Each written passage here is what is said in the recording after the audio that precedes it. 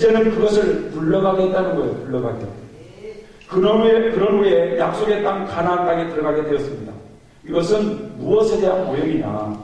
성도들이 이 광야 연단의 과정을 다 받아 마치고 마음과 행실이 정결해지면 우리 영혼 속에 뿌리박혀 있었던 그 죄악성을 뽑아버리시고 영혼의 할례, 즉 그리스도의 할례를 받게 해서 하나님 나라에 들어가게 하신다는 거예요. 그런데 이스라엘 백성들이 가나안 땅에 들어가기 위해서는 반드시 할례산에서 할례를 받고 들어갔듯이 모든 성도들은 천국에 들어가기 위해서는 반드시 영혼의 할례를 받아야만 된다는 겁니다. 그런데 잘 보세요. 이스라엘 백성들이 어디서 할례를 받았느냐? 출애굽을 할 때 할례를 받은 게 결코 아니었다는 겁니다. 광야길을 걸어가면서 이 시내산에 하나님이 내려오셔서 이스라엘 백성들에게 할례를 주신 것도 아니었습니다. 광야 어떤 길에서도 이 광야에서는 할례 받은 적이 없습니다. 반드시 이 광야 연단의 과정을 다 받아 마치고 요단강 건너 가나안 땅 입구에서 할례를 받게 되어 이때 애굽의 수치를 굴러 떨어지게 했다는 것입니다. 이것은 무엇에 대한 오해이냐? 우리가 예수님을 믿자마자, 출애굽을 하자마자, 구원받자마자 우리의 죄악성인, 우리 속에 있는 죄악성, 원죄가 떨어지는 것이 아니라는 것입니다. 광야 연단 과정 속에서도 원죄가 떨어지는 것이 아니에요. 반드시 40년 광야 연단의 과정을 다 받아 마치고 마음과 행실이 정결해졌을 때 영적 할례를 통해서 그 죄악성, 원죄가 떨어져 나가고 그 뒤에 가나안 땅에 들어가게 된다는 것을 의미하고 있습니다. 이런 원리를 모르니까 목사님들 세계에서 세미나에서 목사님들 여기서 지금 본인들은 원죄가 해결받았다고 생각된 사람 한번 손 들어보세요. 그러면 반절은 또 들어요. 그리고 또 반절은 또 안 들어요. 이 모형적 진리를 모르니까 그래요. 원죄는 언제 떨어져요? 할례를 받을 때. 그런데 할례를 언제 받았어요? 광야 연단의 과정을 다 받아 마친 후에. 자, 그래서 가나안 땅에 들어간 성도들은 그래서 죄악성을 불러 떨어진 사람들입니다. 그래서 천국에 들어가는 사람들은 죄악성을 가지고 들어갈 수가 없어요.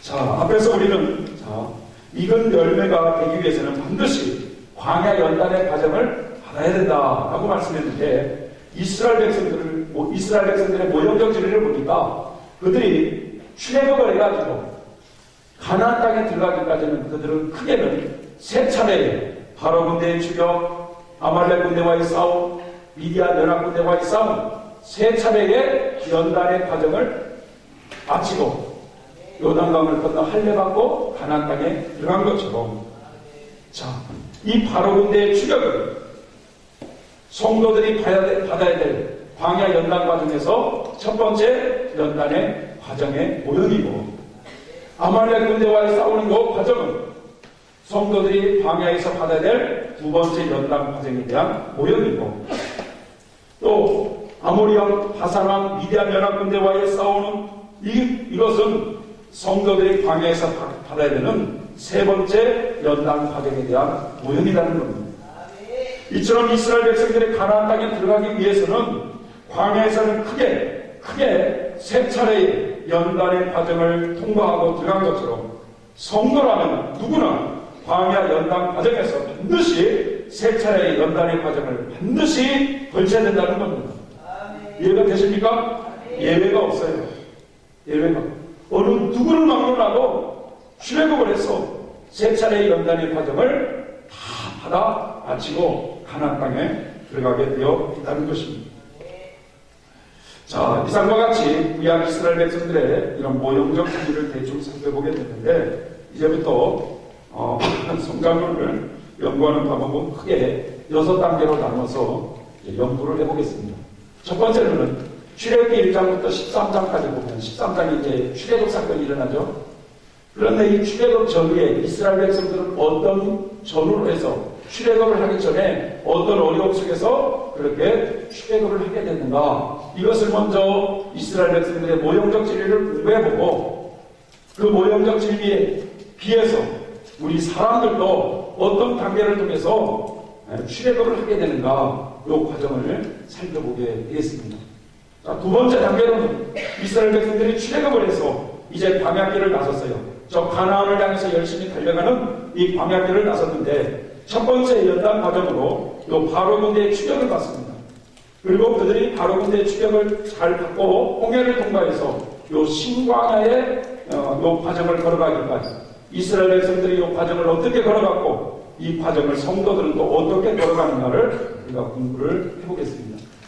세 번째로는 이스라엘 백성들이 느비든 무리바에서 생수를 마시고 두 번째 연단 과정이 아말렉 군대와의 싸움을 해요.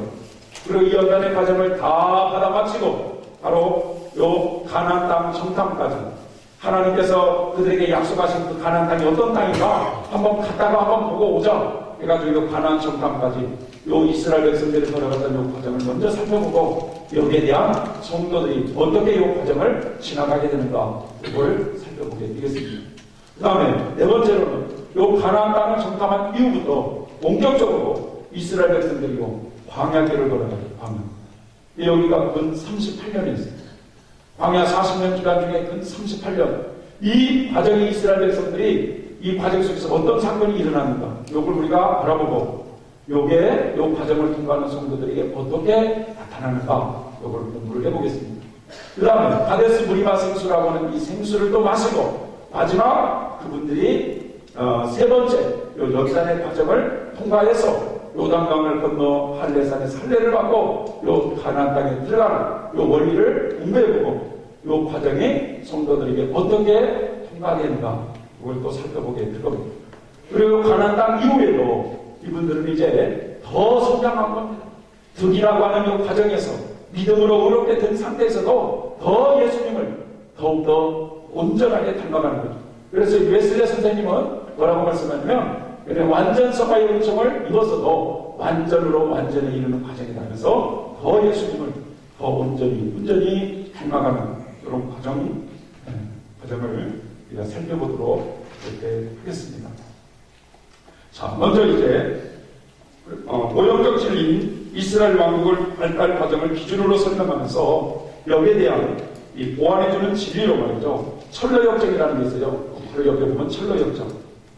이 책은 기독교라고 하는 사람이 장왕성에 나와서 천국에 들어가기까지 신앙의 여정을 구체적으로 기술한 책이므로 이 책을 참고하면 단계 그 과정을 알아보는 데 도움이 많이 되기 때문에 참고로 철로역정도 살펴보게 될 것이고 또 옆에 보면 마태복음 5장에 8단 진복이라는 게 있습니다. 예수님의 형상을 온전히 닮아가기 위해서는 8단계로 구별하여 설명하고 계시는데 이 부분도 역시 참고하면서 그 단계를 알아보도록 그렇게 하겠습니다. 자, 먼저 그리고 거기에 단계의 성도들의 신뢰도 살펴봄으로써 우리가 성장 과정을 우리가 하나하나 공부를 해보도록 하겠습니다.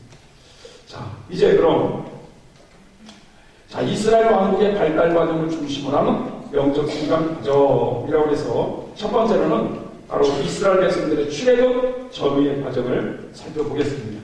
출애굽 전후의 과정. 자, 먼저요, 가나안 땅은요, 믿음의 조상 아브라함과 그의 자손인 이스라엘 백성들에게 하나님께서 영원한 기업으로 주시겠다고 약속하신 땅이었습니다.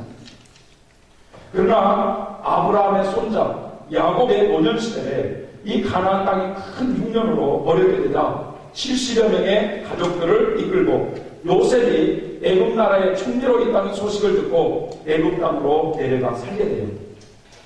당시 이 애굽 왕 바로는 지혜롭게 통치함으로써 이 기근 재앙을 벗어나게 했던 요셉을 매우 신임하였기 때문에 요셉의 아버지를 비롯해서 그의 가족들을 애굽 땅 고센 지역에 살아갈 수 있는 삶의 터전을 마련해줘요.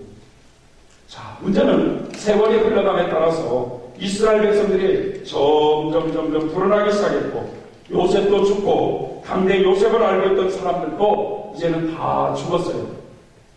이제는 요셉을 알지 못하는 새로운 왕이 나라를 다스리게 되면서 이스라엘 백성들을 핍박하기 시작을 합니다.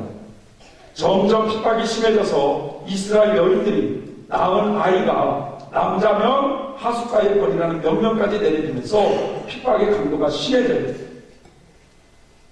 그런 가운데 이스라엘 백성들이 거기에 살고 싶겠어요? 핍박이 너무 심하고 아이를 낳으면 남자아이는 다 죽이라는 이런 명령까지 내리니까 아마 살고 싶은 마음이 없었을 거예요. 그런 가운데 모세가 태어납니다. 모세는 하나님의 극적인 도우심으로 바로의 궁전에서 살게 되는 특권을 입게 되는데, 모세가 40세가 되었을 때에 어느 날 같은 동족이 애굽 사람에게 고난을 당하는 모습을 보며 그걸 참지 못하고 애굽 사람을 쳐 죽였어요. 자, 이런 사건으로 인해서 애굽 왕은 모세를 죽이려고 했고, 모세는 도망자가 되어서 미디안 광야에서 양치는 생활을 하게 됩니다. 자, 모세가 80세가 되었을 때에 하나님께서는 모세에게 나타나셔서 애굽 땅에서 바로의 핍박을 받고 있는 이스라엘 백성들을 구원하라고 하는 사명을 주셔야 됩니다. 모세는 노예 생활에서 신음하고 있는 이스라엘 백성들에게 애굽 땅을 떠나야 된다고 선포했고, 바로에게 이스라엘 백성들을 보내달라고 말을 합니다.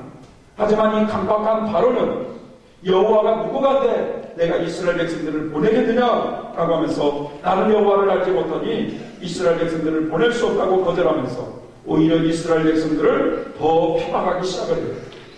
그때부터 애굽 땅에는 10가지 재앙들이 막 떨어지기 시작합니다. 물이 피가 되는 재앙, 개구리 재앙, 이재앙, 파리재앙. 애굽 왕 바로는 결국 10번째 재앙, 애굽의 장자라는 장자는 다 죽었습니다.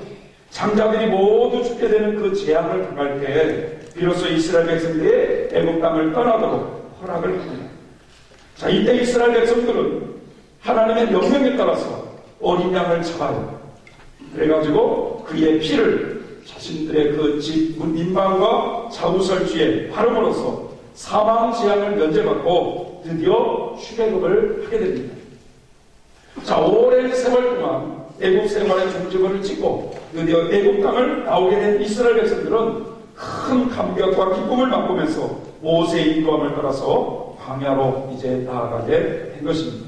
자, 여기까지 이제부터 이 출애굽 전후의 모형적 진리를 한번 해석해 보도록 하겠습니다. 자, 바로의 탄압이라는 부분이죠. 이스라엘 백성들이 애굽 땅에서 바로의 탄압으로 큰 고통을 당하게 되었습니다. 그러나 당시의 이스라엘 백성들은요, 조상들이 믿었던 그 하나님에 대한 신앙은 다 잊어버렸어요. 또 조상들에게 약속했던 그 가나안 땅을 내가 너희 민족에게 영원히 주겠다고 하는 그 약속도 다 잊어버렸습니다. 430년이라는 세월이 지났기 때문에 그런 걸 다 잊어버렸어요. 그들은 다만 바로의 탄압에서 하루빨리 벗어나고자 하는 이 마음이 간절했어요.